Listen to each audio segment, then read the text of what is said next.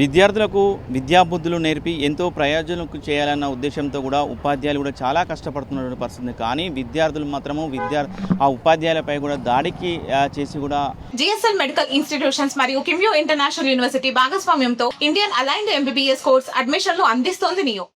చంపివేస్తున్నటువంటి పరిస్థితి కనపడుతుంది. దానిలో భాగంగా రూపారెడ్డి ఏదైతే నాగార్జున గ్రామర్ పబ్లిక్ స్కూల్కి సంబంధించిన ప్రిన్సిపల్ రూపారెడ్డి కొండమల్లెపల్లికి సంబంధించిన ప్రిన్సిపల్ని అతి దారుణంగా కూడా 10వ తరగతి చదువుతున్న విద్యార్థులే అతి కిరాతకంగా 27 కత్తిపోట్లు పొడిచి చంపడం చాలా దారుణం. 2 రాష్ట్రాలలో కూడా పెద్దగా చర్చాంశమైనటువంటి పరిస్థితి. మొత్తం దీనికి సంబంధించి రూపారెడ్డికి సంబంధించిన మొత్తం మహిళలు మొత్తం టీచర్స్ కూడా కన్నీటి వీడుకోలు పలుకుంటున్నటువంటి పరిస్థితి కనపడుతుంది. నల్గొండ జిల్లా కేంద్రంలో ఈరోజు స్కూల్స్ కూడా పూర్తిగా బంద్ చేసి మేడం ఆత్మశాంతి త్యాగాలను చెప్తుంది. చాలామంది ఉపాధ్యాయురాలు ఉన్నటువంటి పరిస్థితి ఉంది. తోటి ఉపాధ్యాయురాలు దారుణ హత్యకు గురైన క్రమంలో కూడా చాలా మంది అందరూ కూడా దిగ్భ్రాంతి వ్యక్తం చేసినటువంటి కొంతమంది టీచర్స్ ఉన్నారు. వారితో కూడా మాట్లాడించే ప్రయత్నం చేద్దాం. మేడం, మీరు విద్యాబుద్ధులు నేర్పి విద్యార్థులను ప్రాజెక్టులను చేయాలని చూస్తున్న క్రమంలో కూడా ఇట్లాంటి దాడులు జరుగుతున్నటువంటి పరిస్థితుల్లో ఏమనిపిస్తుంది?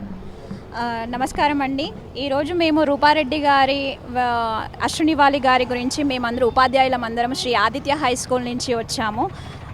మేమందరము పాఠశాలలో విద్యార్థులకు మంచి బుద్ధులు నేర్పుతున్నాము. అండ్ వాళ్ళు క్రమముగా పాఠశాలకు రావాలి అని, వాళ్ళు ఎలాంటి చెడు అలవాట్లకు గురి అయినా కానీ మేము వాళ్ళకి సరి చేయాలనేసి మేము వాళ్ళకు గుర్తు చేస్తూ ఉంటాము.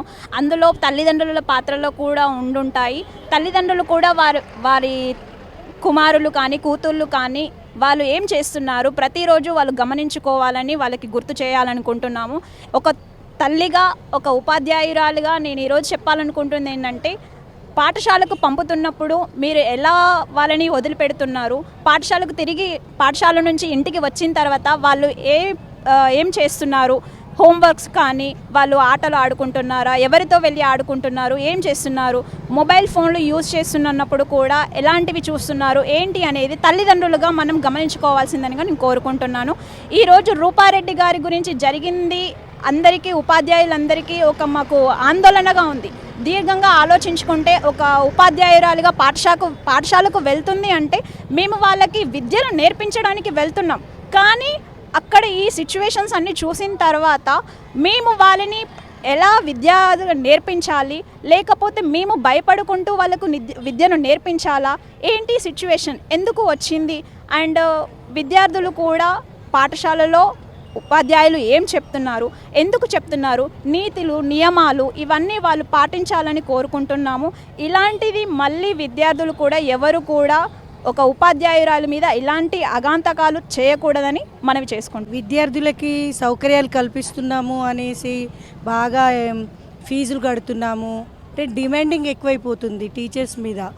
ఫీజులు కట్టేస్తున్నాము, మనము వాళ్ళని ఏమైనా అడగొచ్చు, ఎలాగైనా చేయొచ్చు, అలాంటి ధోరణి పిల్లలకు కూడా అయిపోయింది, ఆల్రెడీ వచ్చేసింది. అందుకే కదా అసలు భయం లేకుండా ఇంత ఘోరంగా ఎంతో పెద్ద నేరాలు చేస్తున్నారంటే సమాజమే నేర్పిస్తుంది, పిల్లలకు కూడా నేర్పించేస్తుంది.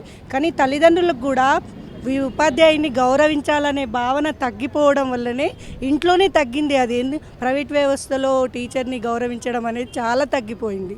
అలా కాకుండా మన తల్లిదండ్రులు కూడా వాళ్ళకి కొంచెం మంచి బుద్ధులు నేర్పుతూ గురువులను గౌరవించాలి, ఇంట్లో పెద్దవాళ్ళని గౌరవించాలి.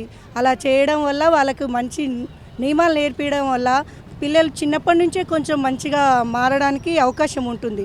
పూర్తిగా డబ్బులైతే ఇస్తున్నాము, సౌకర్యాలు కల్పిస్తున్నాము, మేము ఏమైనా చేస్తాము, టీచర్ని ఎట్లయినా అడుగుతాము అనే పద్ధతి అనేది తల్లిదండ్రులు కూడా మార్చుకోవాలి. పిల్లల ధోరణిలో మార్పు చేయాలంటే ముఖ్యంగా తల్లిదండ్రులు మారాలని నాకు అనిపిస్తుంది. సోషల్ మీడియాకి సంబంధించి, సెల్ ఫోన్కి సంబంధించి ముఖ్యంగా తల్లిదండ్రులకు ఏం సూచనలు ఇస్తారు మేడం ఒక ఉపాధ్యాయురాలుగా? అంటే ఇప్పుడు పాపము అందరు ఉద్యోగస్తులు కావడం వల్ల, అందరు ఇంట్లో ఉండకపోవడం వల్ల పిల్లలు ఏం చేయాలో తోయక వాళ్ళు సెల్ ఫోన్ అనేది చూస్తూ ఉన్నారు కదా. అందుకని కొంచెం ఇంట్లో తల్లిదండ్రులు స్పెండ్ చేయడానికి, పిల్లలతో గడపడానికి వాళ్ళ టయాన్ని కేటాయిస్తే ఇలాంటి జరగకపోవచ్చని నా అభిప్రాయం. తల్లిదండ్రులు అందరూ వాళ్ళకి కొంచెం మంచి బుద్ధులు నేర్పాలని, గురువులను గౌరవించాలి, పెద్దల్ని గౌరవించాలి, అలాంటి సూక్తులు వాళ్ళకి మళ్ళీ వల్లవేయాలని, ఇంట్లో కూడా అలాంటి వాతావరణం కలిగించాలి. సమాజం కూడా అలా అభివృద్ధి చెందాలని నేను ఆశిస్తున్నాను. సమాజంలో రోజు రోజుకి ఈ విద్యా వ్యవస్థలో ఉన్న కొన్ని సమస్యల్ని సాల్వ్ చేసుకోవడానికి ప్రతి కరస్పాండెంట్ కానీ అండ్ మేనేజ్మెంట్ అండ్ టీచర్స్ కానీ ఒక సవాల్గా మారింది. ఇలాంటి తప్పులు రూట్ లెవెల్లో నుంచే మనం వాళ్ళని సరి చేసుకుంటూ వస్తే ఇలాంటి పరిస్థితి మళ్ళీ రాకుండా ఉంటుంది. ఇందులో తల్లిదండ్రుల బాధ్యత కూడా చాలా ఉంటుంది. ఎందుకంటే మొక్కగా ఉన్నప్పుడే వాళ్ళని ఎలాంటి తప్పులు చేసినా కూడా చిన్నగా ఉన్నప్పుడు వాళ్ళని కట్ చేసుకుంటూ వెళ్తే అంటే ఇది తప్పు, ఈ మార్గంలో వెళ్ళకూడదు అని సరి చేయడం ప్రతి ఒక్కరి బాధ్యత అండి. సమాజంలో ఒక తల్లిదండ్రులే కాదండి, టీచర్స్ది అండ్ వాళ్ళకి సొసైటీతో కూడా కొంచెం అనుబంధం ఏర్పరిచేలాగా పిల్లలకి ఈ ఈ తప్పు చేస్తే ఇలాంటి శిక్షలు ఉంటాయి, ఇది చేయకూడదు, ఏ ఏజ్లో ఆలోచించాల్సిన ఆలోచనలు ఆ ఏజ్లోనే ఉండాలి, అంతకు మించి ఆలోచనలు ఉంటే సమాజంలో చాలా అనర్థాలు జరిగే అవకాశం ఉంటుంది.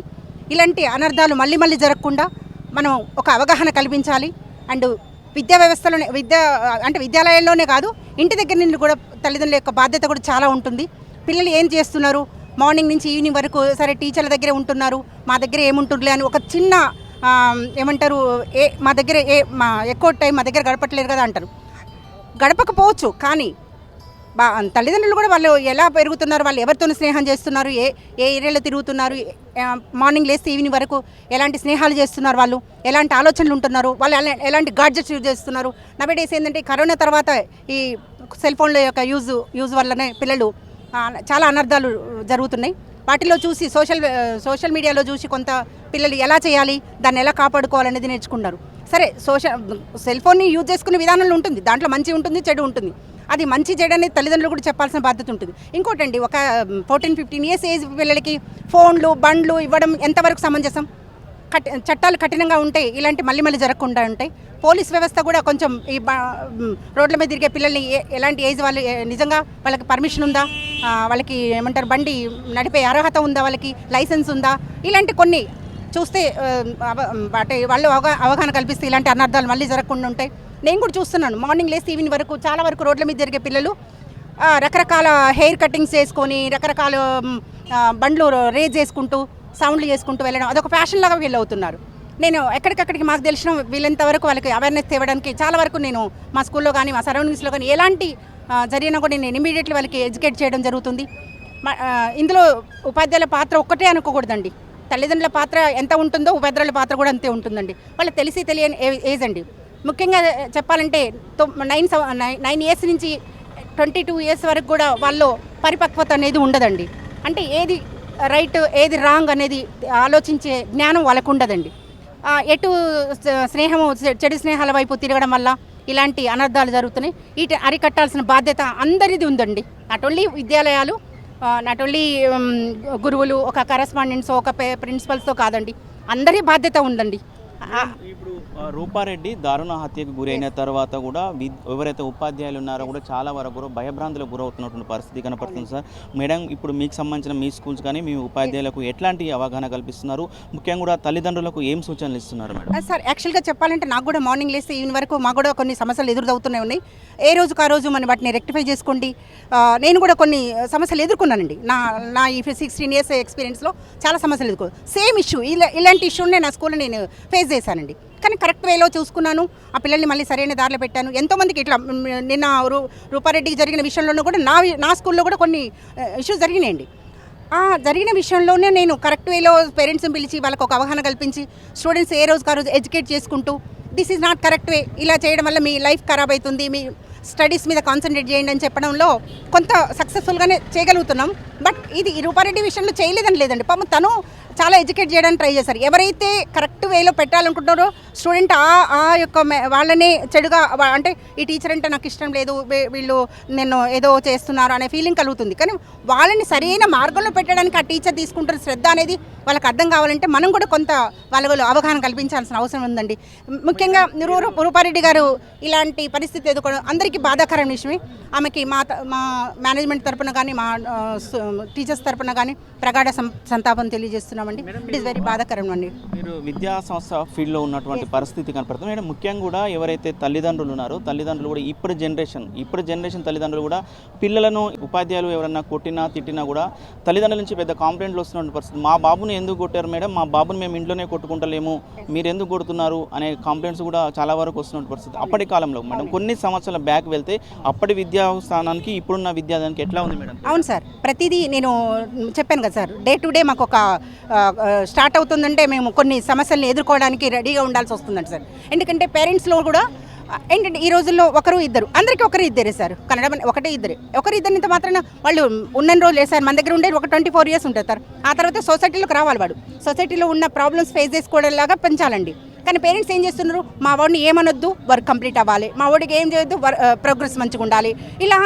అనడం వల్ల కూడా వాడు మొక్కగా ఉన్నప్పుడు నన్ను మా డాడీ నేను ఏం చేసినా మా పేరెంట్స్ నన్ను కాపాడుతాను, మా టీచర్ ఏమనొద్దు అనే ఒక పిల్లలు చిన్నప్పటి నుంచే ఏమంటారు ఆ ధోరణి వాళ్ళు ఏర్పడుతుండేది. అది కాకుండా పేరెంట్స్ కూడా నేను చెప్తున్నాను సార్, ఇప్పటికీ నాకున్న అవగాహన ప్రకారం టీచర్స్కి కనుక పిల్లల్ని వదిలేస్తే సార్ వ్యవస్థ ఇంకా బెటర్గా ఉంటుంది సార్. ఎప్పుడైతే పేరెంట్స్ ఇన్వాల్వ్ అయ్యి టీచర్ యొక్క క్రమశిక్షణలో ఇన్వాల్వ్ అవుతుండడం వల్లనే ఇలాంటి అనార్థాలు జరుగుతున్నాయండి. పక్కాగా నేను చెప్తున్నాను సార్, టీచర్స్ కనుక కరెక్ట్గా స్టూడెంట్ని ఏ టీచర్ కూడా స్టూడెంట్ అంటే శత్రుత్వం ఉండదు సార్, కోపం ఉండదు, ఏమి ఉండదు సార్. వాడిని సరైన మార్గం, ఏ టీచర్ అయితే పిల్లడి మీద కోపడుతుండో వాళ్ళ మీదనే ఎక్కువ శ్రద్ధ ఉన్నట్టు అర్థం అండి. కానీ పేరెంట్స్ అట్లా అర్థం చేసుకోవట్లేదు. ఏమంటున్నారు, మీరు కొట్టే రైట్స్ లేవు, చట్టాలు ఉన్నవి, రైట్ టు ఎడ్యుకేషన్ యాక్ట్ ప్రకారం, ఎడ్యుకేషన్ యాక్ట్ ప్రకారం కొట్టే రైట్స్ లేవు. ఎప్పుడైతే టీచర్స్కి అలాంటి అధికారం లేదని చెప్పారో అప్పటి నుంచి ఇలాంటి అనర్థాలు ఎక్కువ జరుగుతున్నాయండి. అది సమాజానికి చాలా చెడ్డ పేరు వస్తుంది, సమాజంలో చాలా అనర్థాలు జరిగే అవకాశం ఉంది సార్. అందుకే పేరెంట్లో కూడా చాలా వరకు ఇప్పటికైనా ఒక పిల్లల్ని సరైన మార్గంలో పెట్టాలంటే మా టీచర్స్కి వదిలేయడం మంచిదనేది నా అవగాహన సార్, నా యొక్క అభిప్రాయం సార్. రైట్. మనం చూస్తాం సంబంధించిన రూపారెడ్డి హత్యకు సంబంధించిన కూడా ఈరోజు నల్గొండ జిల్లా కేంద్రంలో మొత్తం కూడా విద్యా సంస్థలు బంద్ చేసి ఆత్మకు శాంతి జాగరణని కన్నీటి వీడుకోలు తెలుపుతున్నటువంటి పరిస్థితి అని ముఖ్యంగా ఉపాధ్యాయురాలు కూడా ఒకటే చెప్తున్నటువంటి పరిస్థితి కనబడుతుంది. ముఖ్యంగా కూడా ఆ విద్యార్థులు సెల్ ఫోన్లకు అట్రాక్ట్ అయిన తర్వాత కూడా ఇట్లా అవుతుంది. దాంతో పేరెంట్స్ కూడా చాలా జాగ్రత్తగా ఉండాలి. మా మీదనే భారం వేయకుండా కూడా పేరెంట్స్ కూడా ఆ పిల్లగాడు వెటు వెళ్తున్నాడు, పిల్లగాని బిహేవియర్ ఏ విధంగా ఉందని కూడా సరిచూసుకోవాల్సిన బాధ్యత ఉంటుంది. కాబట్టి ఉంటుంది అలా చేసినప్పుడు కూడా ఇలాంటి అనాథాలు కాకుండా. కానీ ఇప్పుడు ఏదైతే రూపారెడ్డికి జరిగిన దాన్ని చూసుకుంటే మాత్రం ఇక్కడ మాకు సంబంధించిన ఉపాధ్యాయులు కూడా చాలా ఆందోళన వ్యక్తం చేస్తున్న పరిస్థితి. ఈ విధంగా సంబంధించిన కొన్ని కఠినమైన నిర్ణయాలు తీసుకోవాలని కూడా వీరు చెప్తున్నటువంటి పరిస్థితి కనపడుతుంది. వీడియో జర్నలిస్ట్ కృష్ణతో అచ్యుత్, RTV నల్గొండ.